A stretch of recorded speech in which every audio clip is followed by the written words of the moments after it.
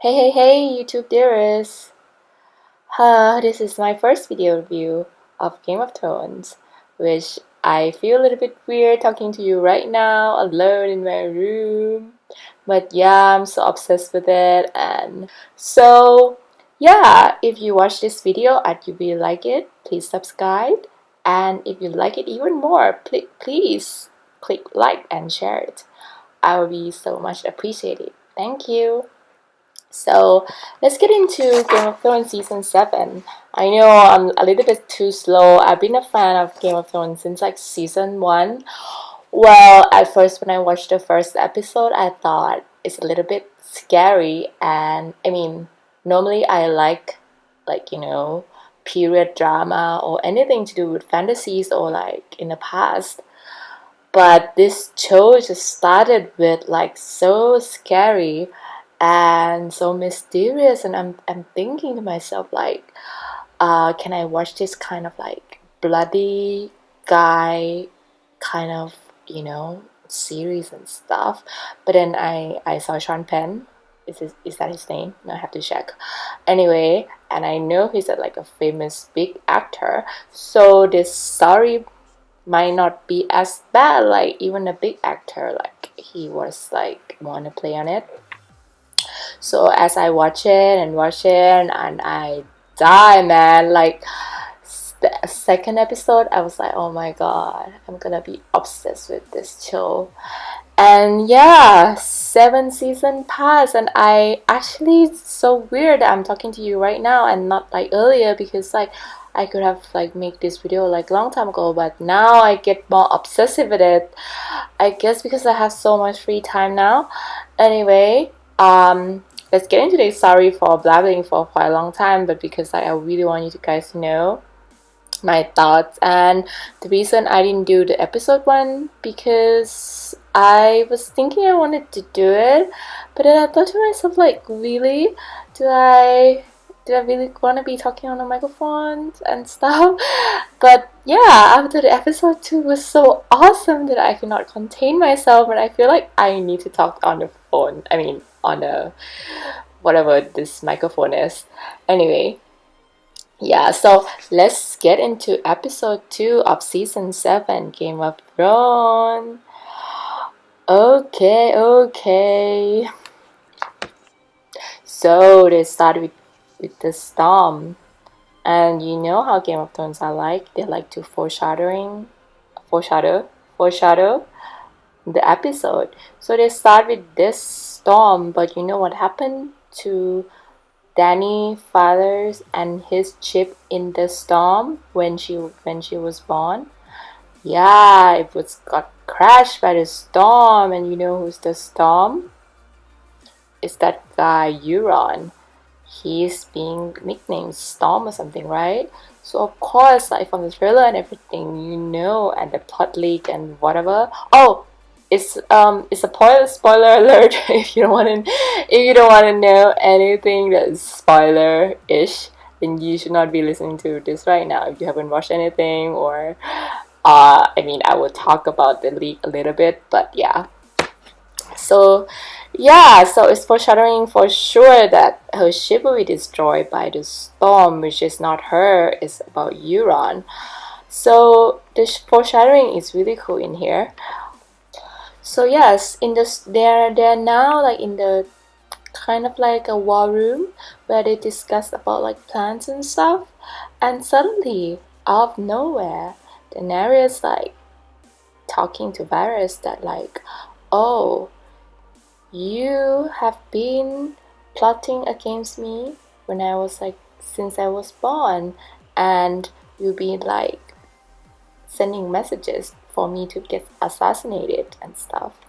And well, Varys was kind of like really good at explaining himself, blah blah blah, that he just want the best for his people, and now that he know Dany, and he for sure knows that she will like do the best for the people and stuff. But I mean, she just like don't trust anyone right now, so she told him that, oh, if in the future you're trying to plot against me, and not even tell me if I did something wrong, then for sure I'm gonna burn you if you break that promise. So Game of Thrones promise is very important. Even Ned, he promised to like take care of John and stuff. And yeah, if Varys is like doing some bad shit to her, of course she will burn him, but I'm not sure whether he will get burnt or not. But for some reason I feel like that's how he's gonna die. I mean, his ball got burned, for God's sake, so I guess like his end game, if he supposed to die in this show, then he got burned at the end, I think. And then, I mean, we're not counting or anything, but that's point number one that I took from the episode 2. And I feel like they're talking a lot about like burning of the Stark. I mean, now they're talking about Varys burning, but now they're like talking about like burning of the Stark like so many times. Like they keep mentioning about the robot, like the robot, the war and stuff. So I guess when people in the YouTube or the internet society said like the robot war, so I feel like they're gonna show that, like especially the burning when it's like when the Stark's brother and father was burned, Rickon, and his father was burned. They were mentioning a lot, and they're mentioning about burning a lot. So I think like it's foreshadowing, like I think they're gonna show it on this season or something. Like I feel like Bran is gonna take us back to the past, and like we're gonna get to see the whole thing. I mean, we definitely gonna see that because it's so much saying in this episode, and maybe you're gonna get to see that in the next episode, who knows. Yeah, even in Sam's section in the library, he even like they even talk about the heroic thing that Robert did for like taking over from the Mad King and stuff. Like even Sam and his mentor like even talk about that. So I guess it's really big deal right now about that, the history. So we will get to see for sure. Well, in the trailer they don't show it for sure, that, because like it's very important. The fan will get so crazy if like they know that we're gonna get to see that. So, and yeah, point number 3. Oh my god, the Red Priest, Melisandre, I don't know. So yes, Melisandre, she's up here. Oh, but it's so funny that like when she say about Prince that was promised, like even though like she didn't like actually confirm to Daenerys that she is the prince or the princess of promise, she wouldn't say that she is the princess of promise. They say that she have a part to play in the game. I mean, not in the game, but in the Long Night.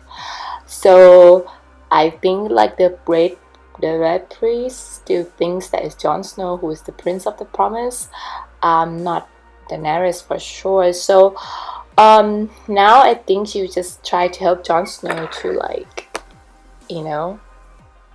have Daenerys helping him or something. That is why she's coming to the rock. I don't know. And it's funny that Dany said to write to Jon Snow and said for him to like bend the knee. That we know that I guess Tyrion didn't write to bend the knee because it would be too like strong and like too forceful. So he was just wrote it in more a poetic way. When Jon is reading the message, I mean now Sansa is reading the message, but I feel like Jon has grown a lot. Like I feel like he believed in his gut now. He becoming a believer, I guess. Like there's so much advice around him. I mean, he asked Sansa and Davos to like advise him, but deep down, all the decision that he made, I think he made it from his gut, and he just believed in his gut now. So I really commend him for that. And Sansa was just like all over the place, man. Like I feel like she could be more strong than this. Like I was coming to this episode thinking that since I will be so much stronger and like her decision will be more clever. I know like because of her trauma, she becoming like not trusting no one. So that's why like she's against everything now that like John's trying to do. I mean, trying to do it in a not like a nasty way, like he's trying to be peaceful and stuff, like back in first episode when he like let the children of the people of the houses carry on their house flag and stuff. So I guess I expect more from Sansa, but who knows, maybe during the season she will be really really good with like thinking and decision making and stuff. Plus Arya is gonna be back to help her. Like in real life they're still such a good friend, like from the snapshots and stuff, but I mean as a sister in the show they were like not into each other. But I guess like Sansa, after she has been through, I think now she was try to understand Arya now, and Arya is the only one left in her family. I mean, that's what she thought. She didn't know Bran is back yet, but I think we're gonna see Sansa reunite with Arya before Bran came, because I think it would take a little bit of while before Bran came. I think Sansa will get there. Arya will get Ariel, and Arya will get there first. So yeah, I'm so happy to see that. And now it's Cersei the Queen. I mean the Mad Queen. Yeah, it's so funny how they show the throne room now. Like before, it used to be like so many people like on the floor, but I guess she killed everyone, so now there's like not a lot of people there.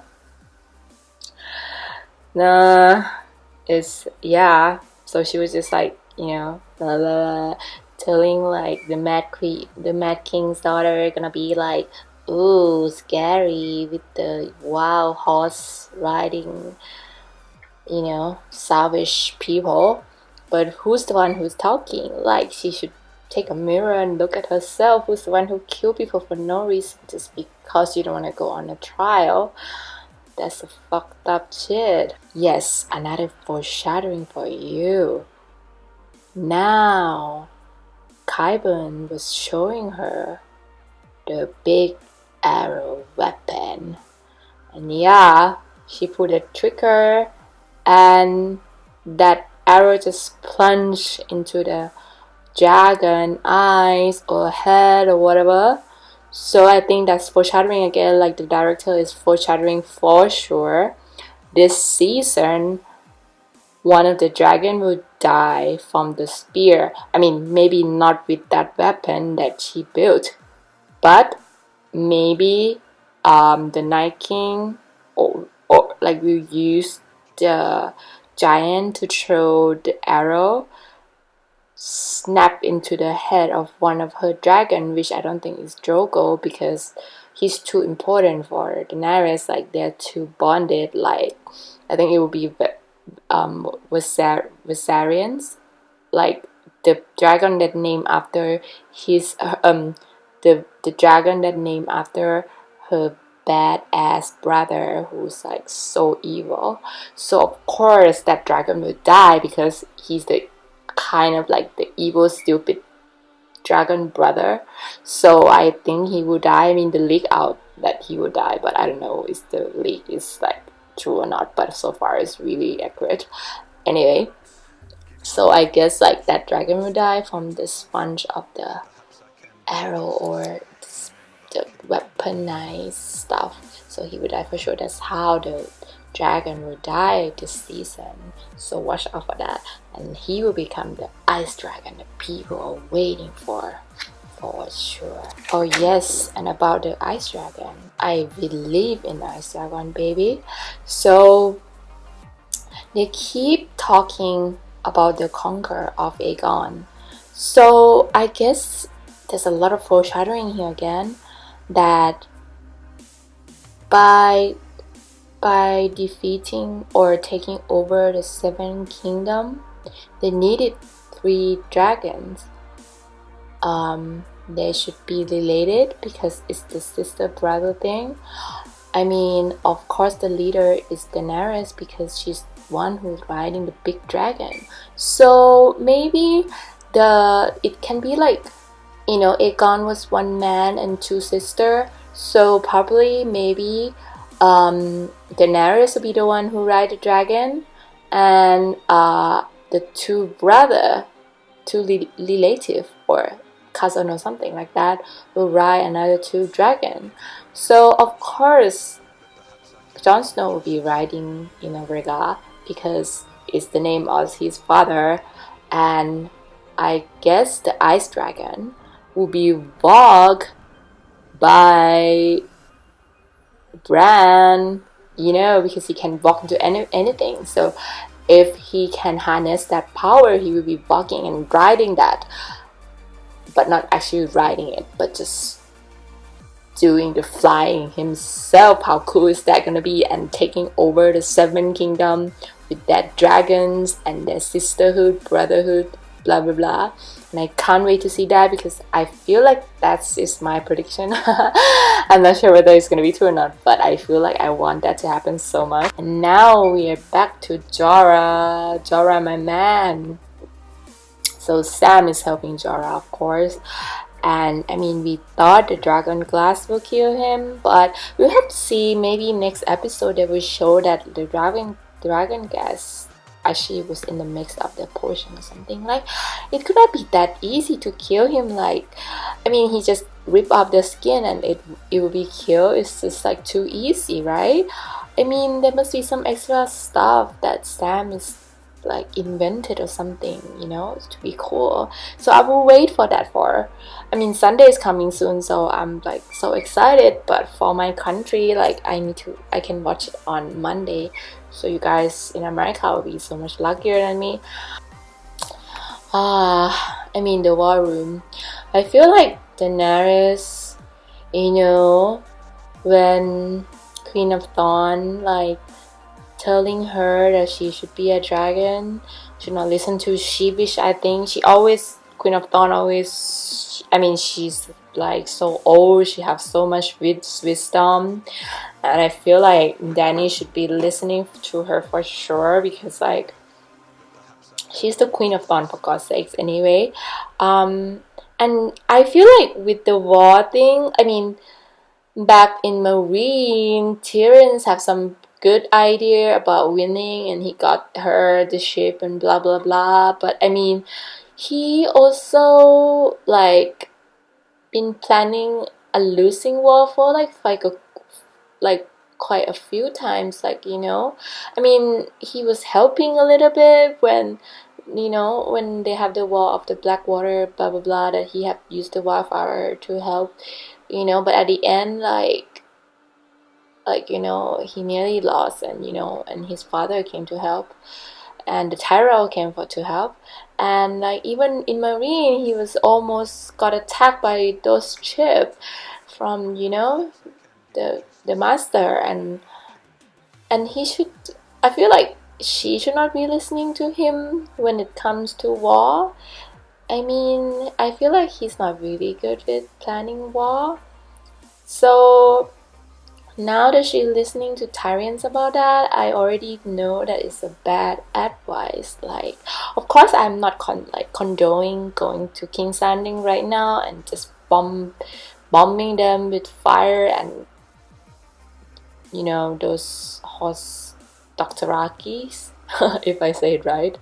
So of course, but like, it doesn't make sense to travel and back and forth to get the ships and stuff like that. So I feel like this undoing of the Greyjoy is Tyrion for sure. I mean, if it worked, if Euron didn't come and, like, you know, destroy that ships and stuff, it would be a cool plan, right? But who knows? It's like, maybe it would not be a cool plan because Aegon didn't use any of like foot soldier to conquer the Seven Kingdoms. He burned everyone's, but like, well, you have other plans, it's good too. Like, everybody was so scared, they bend the knee and stuff. So, maybe burning Cersei, like, and all the Lannister will help for other houses to be scared. And of course, Tyrion will not want us. I'm thinking I'm the mother of dragon, but yeah, will not want Dany to burn his family alive, especially if he still love his brother and stuff. So, oh, and the sex scenes. Oh no.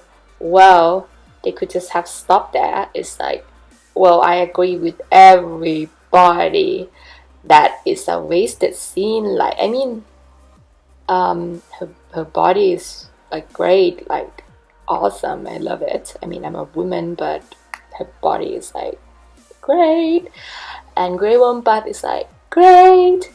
But well, we don't want to see that so long, right? Like, we want to see like cool stuff, like Nymeria stuff, Yeah. So yeah, kudo for that, but someone will die for sure. Like one of them, I don't know who's gonna die. Maybe Grey Worm, or what's her name? I don't know. I forgot. Anyway, we're going back to Samuel. So Samuel definitely gonna write the Song of Ice and Fire. That maybe the director just teasing us, but I feel like he's gonna be the one who writing the Song of Ice and Fire book. Oh, and this episode I almost cried because of when Arya meeting Hot Pie. I almost cried when Arya heard about Jon and that he's like the king of the north now. And like, she was just like stop eating, and like her emotional face, like she's such a good actress. I cannot believe they make her become no one for such a long time in all the season. It's such a waste there, like no emotion there, like but here she is in the Seven Kingdoms, and now she's traveling to the north to, like, be together with her pack, which is nice. And meeting with her beloved Nymeria. And yeah.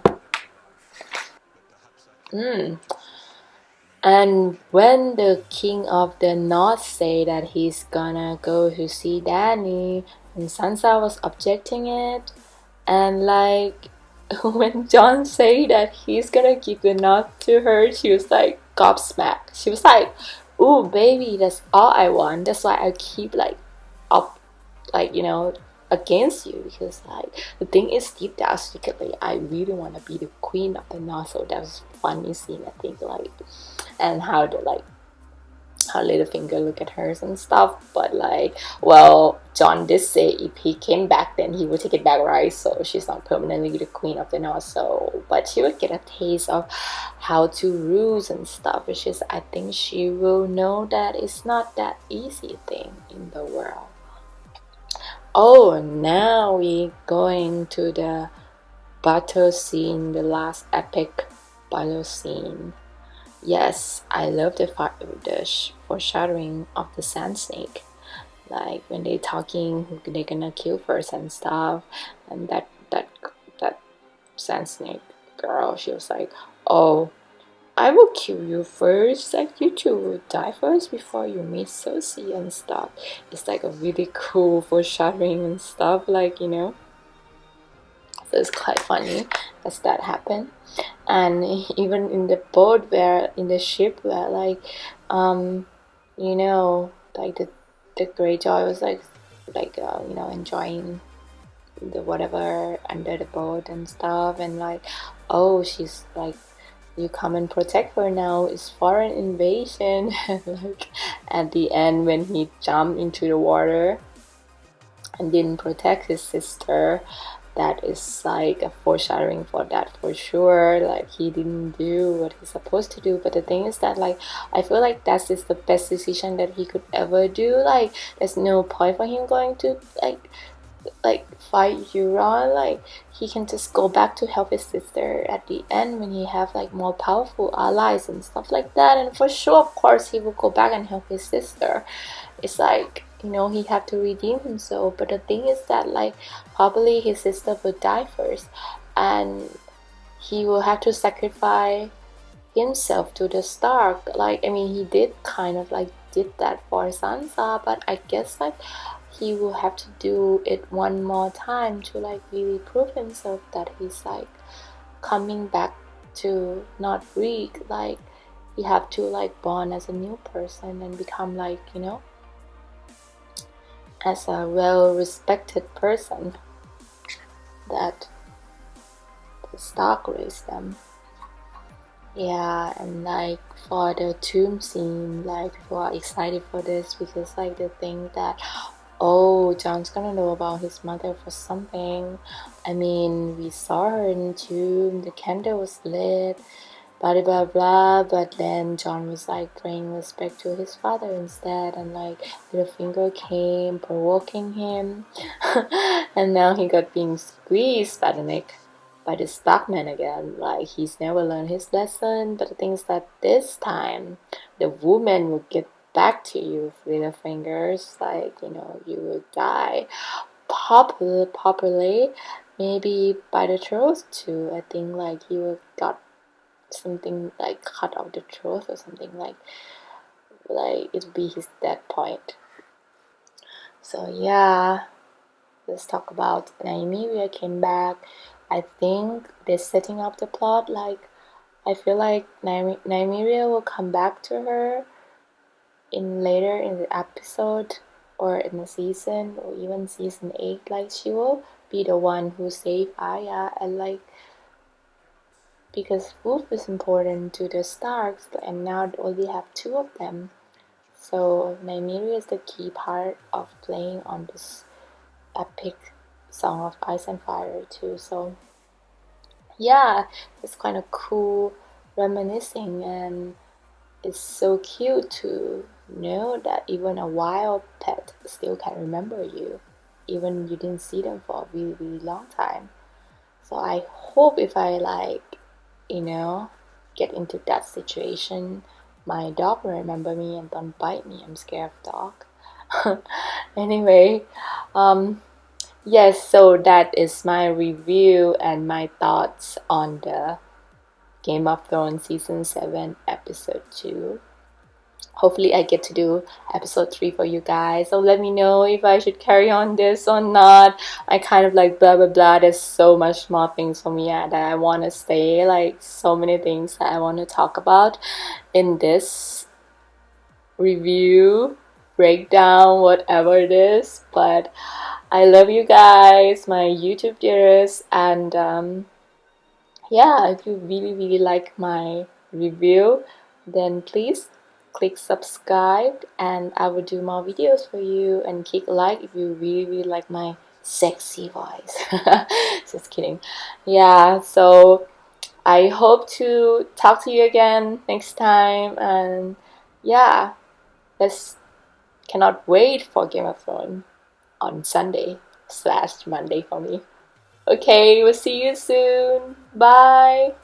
Thank you for listening.